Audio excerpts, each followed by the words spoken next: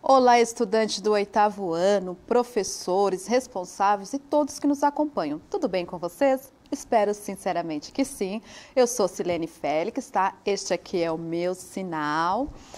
Nós estamos aí também, nossos intérpretes de hoje, a Rayane e o Felipe. Então, na sequência, vocês vão ver aí intercalando Rayane e Felipe. Nós estamos numa sequência também estudando artigo de divulgação científica. Professor, o que é um artigo de divulgação científica? Nós já vimos o que se trata. Hoje, nós estamos na terceira parte desse texto. Então, é um texto que está no caderno aí do Currículo em Ação. Nós estamos na terceira parte e cada aula nós estamos estudando em torno aí de 3 lâminas, 3 slides, falando um pouquinho sobre esse texto que fala sobre a importância dos morcegos para a ciência. Será que o morcego é tão importante assim? Nós vamos descobrir um pouquinho mais. Então, vamos lá, o título da nossa aula. Então, vamos lá. Um caminho com muitas redes. O que será um caminho com muitas redes? Dá para pensar aí em muitos sentidos, né? Que tipos de redes nós estamos falando? Que caminho será esse? Então, na sequência, nós vamos descobrir os objetivos da nossa aula na tela. Farei a leitura aqui com vocês. Vamos lá. Nós estamos continuando a leitura do texto, USP lidera a força-tarefa para descobrir as conexões entre as espécies, no caso, os animais e também na questão do meio ambiente. Estamos buscando informações explícitas, ou seja, informações que aparecem direto no texto. Também um dos objetivos é utilizar-se do levantamento de hipóteses como uma ferramenta de reflexão sobre as funções da utilização de várias vozes no artigo de divulgação científica. Professora, o que é levantamento de hipóteses? É deduzir, pensar o que essa frase, esse pensamento, ele nos leva ali um pouco do nosso conhecimento prévio, o que você sabe sobre aquele assunto. E na questão das vozes, falamos bastante nas aulas anteriores, principalmente que vocês precisariam lembrar. No primeiro momento, a questão dos pronomes, quando se trata do singular, vamos colocar aqui para vocês recordarem, só uma maneira breve aqui, tá? Então, quando eu falo na primeira pessoa, o eu, o tu, e também pode ser o você, né? O ele ou ela. E aqui, no caso, no plural,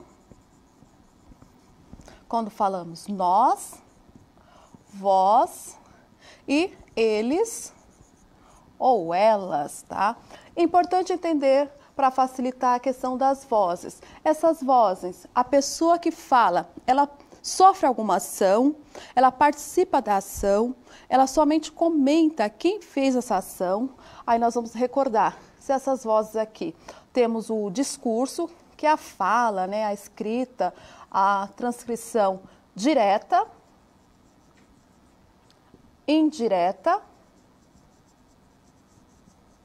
ou indireto livre. Eu não vou colocar aqui, porque senão eu vou passar por cima de Libras, eu acho, né? Que a gente não tem muita questão. Mas vocês colocaram aí direta, mais indireta livre, tudo bem? Como que funciona isso? Então, recordando, quando eu falo discurso direto, ali no texto a gente consegue identificar que está a fala, o pensamento, a ideia da pessoa, como ela citou naquele momento, tal qual. Nós costumamos falar assim, tal qual. Então, a pessoa falou daquela maneira. Normalmente vem, entre aspas, a fala da pessoa e, na sequência, um verbo ou alguma indicação daquela pessoa. Disse tal pessoa, mencionou, adicionou, confirmou fulano, tudo bem? E quando é indireto, aí quem fez aquela transcrição, está fazendo a leitura, coloca ali com suas palavras, mas mantém a essência do pensamento de quem disse, tudo bem? E indireto livre, quando tem essa mistura, que você no meio do texto você não consegue identificar se aquele pensamento, aquela fala é exatamente da pessoa ou de quem está escrevendo, tudo bem? Então é só para retomar de uma maneira aí bem rápida, né? Então, na sequência, eu sempre deixo para vocês aquelas perguntas bases, elas são as perguntas que vão nortear a parte do nosso trabalho aí. Então, você recorda o que é um artigo de divulgação científica? Qual a finalidade de um artigo de divulgação científica? Que assunto ou quais assuntos nós podemos abordar em um artigo de divulgação científica e, principalmente, Para quem é direcionado? Qual é o público-alvo de um artigo de divulgação científica? Tudo bem? Lembrando, nós estamos falando da questão da ciência, os morcegos e as plantas. Vimos então nos dois últimos trechos, né, das duas partes, que a ciência estava falando que o morcego é importante pela questão do meio ambiente, mas não só ali para aquele ecossistema, mas também pode afetar o mundo. Então, até o planeta, que estava mencionando assim, pode afetar o planeta, a vida dos morcegos. Nossa, que interessante. Eu deixei como fundo dessa questão das perguntas uma teia, que faz lembrar esse contexto de teia, de várias conexões, tá? Tudo está interligado. Tudo bem? E para falar um pouquinho mais sobre a questão da ciência e vocês entenderem como os morcegos são importantes, na sequência aí para vocês tem um vídeo. Esse vídeo a Unesp, eles autorizaram passar, é um vídeo de 1 minuto, mas ele é muito importante. Então eu já agradeço a Unesp por ter cedido passar esse vídeo e eles têm muito mais vídeos interessantes no canal. Então vamos assistir ao vídeo.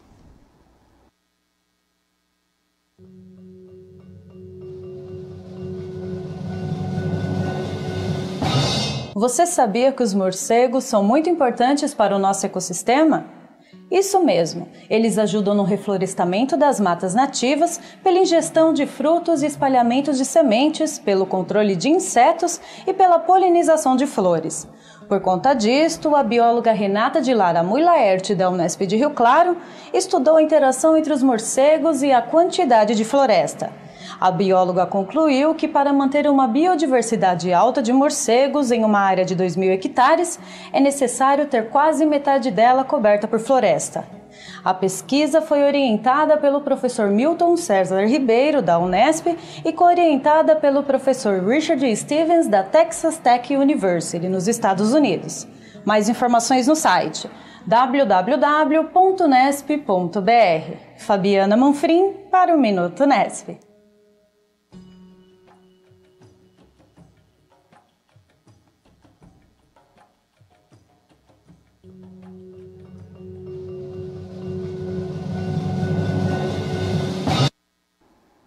Que vídeo interessante, né? Em 1 minuto, né, foi mostrado ali qual a importância do morcego, quem fez a pesquisa, onde foi realizada e o porquê que nós estamos estudando nesse momento a questão dos morcegos e o meio ambiente. Então agora nós vamos para a terceira parte do texto. É um texto longo, como eu mencionei, mas vamos ler com calma cada etapa e nós estamos observando ali alguns elementos, palavras que você talvez não conheça. Já separe aí, grife de um lado, faça algum tipo de observação e se por acaso a professora não fazer a leitura dela aqui, explicar, você já sabe que vai procurar depois com mais calma e faça uma nova leitura, se você puder, em casa, em outro momento, tudo bem? Então vamos lá ao texto, na tela aí para nós.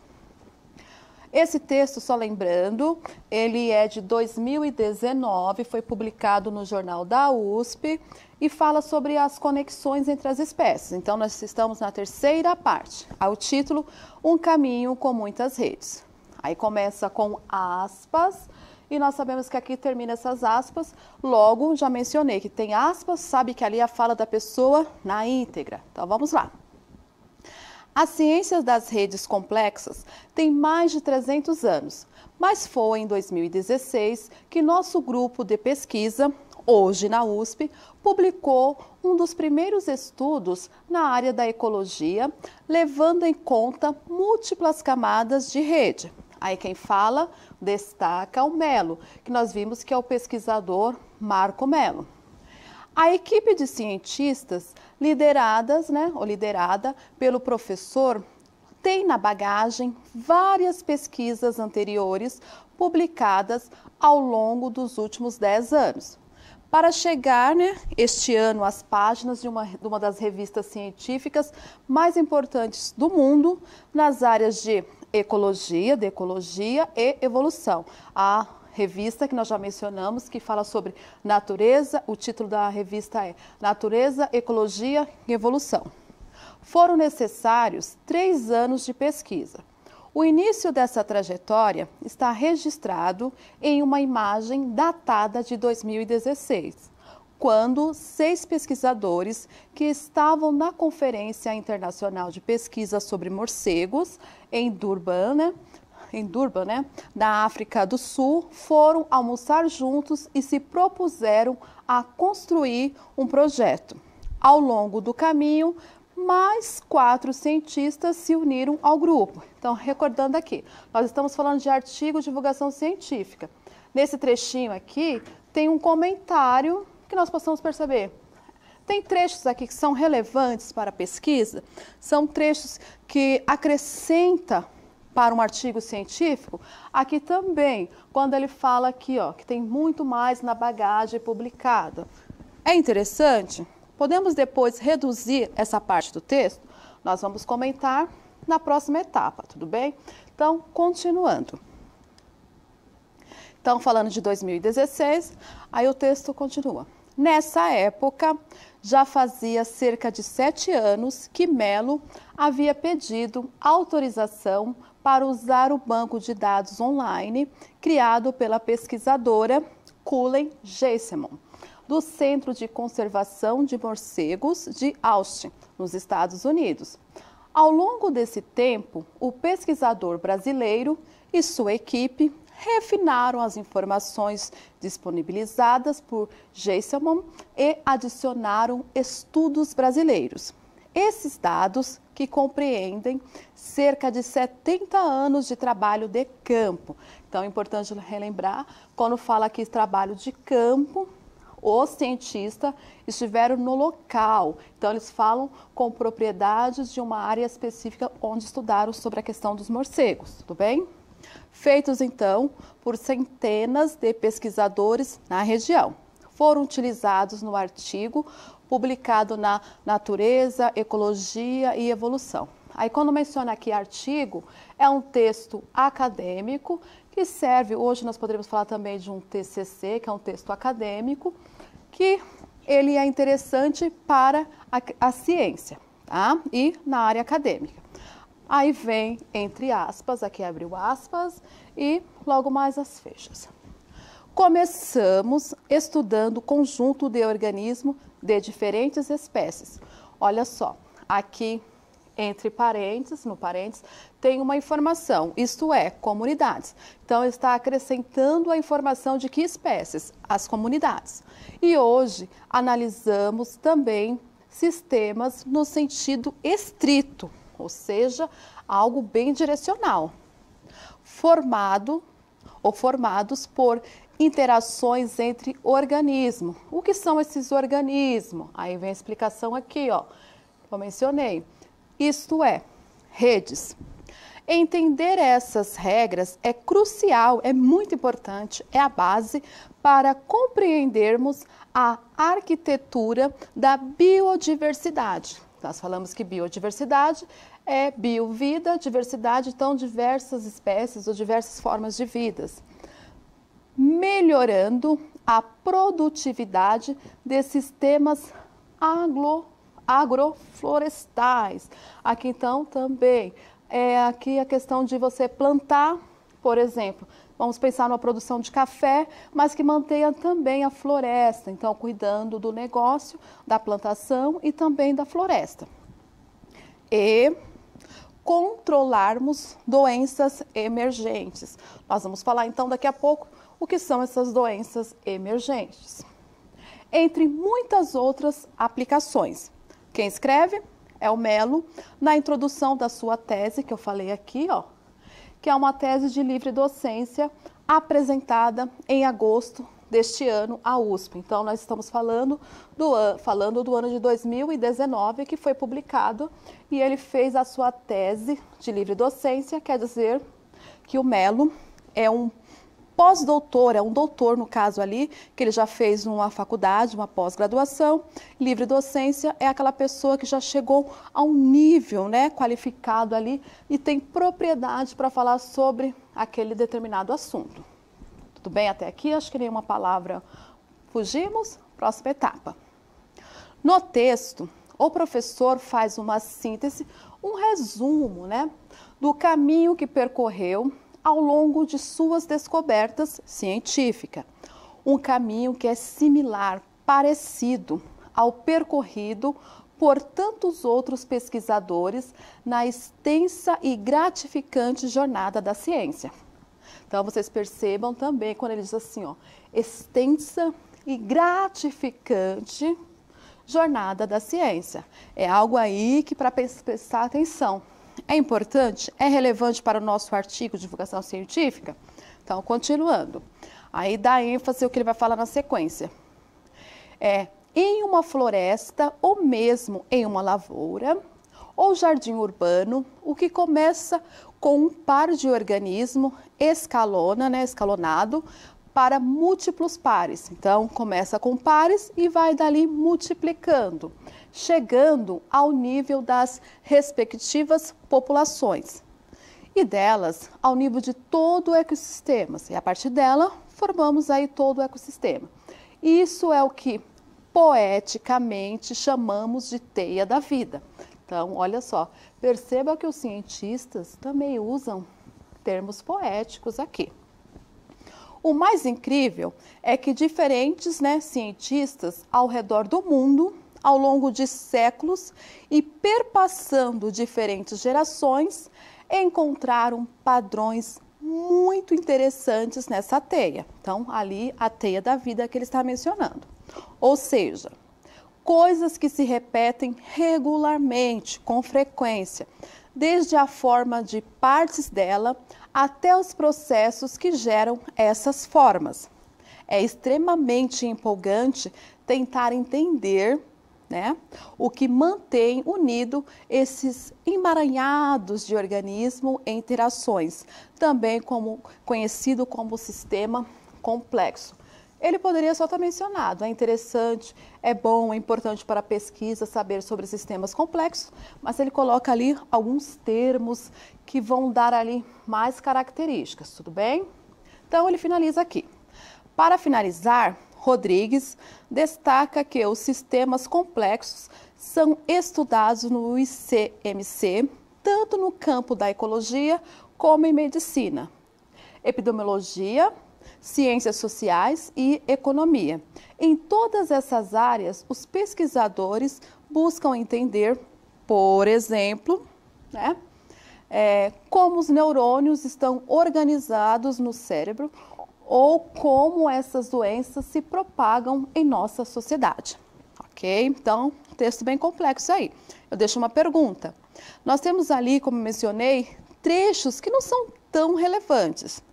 Você consegue encontrar? Eu vou pedir para intercalar um pouquinho com o primeiro e segundo slides para vocês relembrarem o que eu falei, que pode ser retirado do texto, que não acrescenta no sentido de ser um artigo de divulgação científica. Vou dar aí uns 30 segundos aí para vocês. Vamos lá.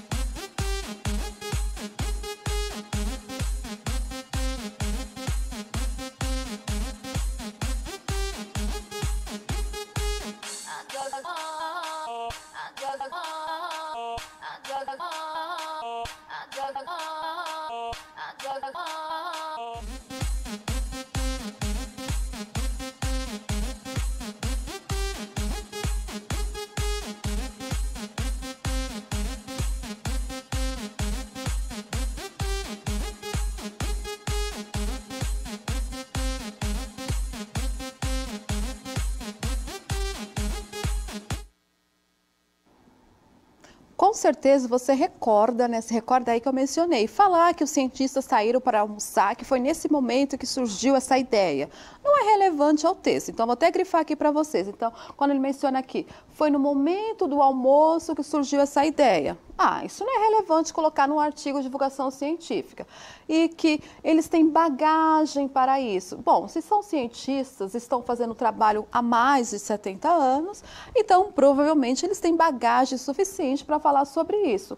E aqui quando ele menciona também outras partes, há um longo caminho que uniu o grupo. isso não é importante para um artigo de divulgação científica, tá? Assim, detalhes que fazem parte para uma narrativa, mas para um artigo tem que ser mais direto, tudo bem? Nós vamos ficar agora com os momentos, tem mais perguntas, aguardo vocês. Obrigada, equipe, e até daqui a pouco. Tchau, tchau.